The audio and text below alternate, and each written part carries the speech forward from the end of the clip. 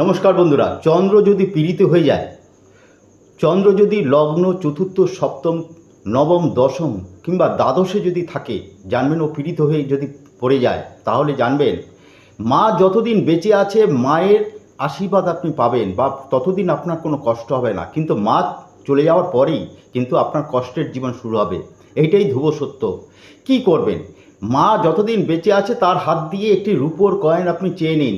এই রূপোর কয়েনটা একটা মার্ক করে রেখে দিন, সেটা একটা কোনো সুরক্ষিত ভালো জায়গায় রেখে দিন, তাহলে কি আপনার মনে থাকবে। আর যদি মা যদি মরে গিয়ে থাকে, চলে গিয়ে থাকে, তাহলে কি করবেন? মায়ের যে ফটো আছে, মায়ের ফটোর সামনে একটি রূপোর কয়েন রাখুন এবং প্রত্যেক অমাবস্যায় ওখানে একটি তিল তেলের প্রদীপ জ্বালান এবং একটি সাদা মালা দিন এবং সাদা মিষ্টি ওনাকে অর্পণ করুন। মায়ের আশীর্বাদ আপনার উপর সারা জীবন ধরে পড়বে। এটা একটা ধ্রুব সত্য এবং এই কথাটা মিলিয়ে নেবেন এবং সারা জীবন আপনি ভালো থাকবেন।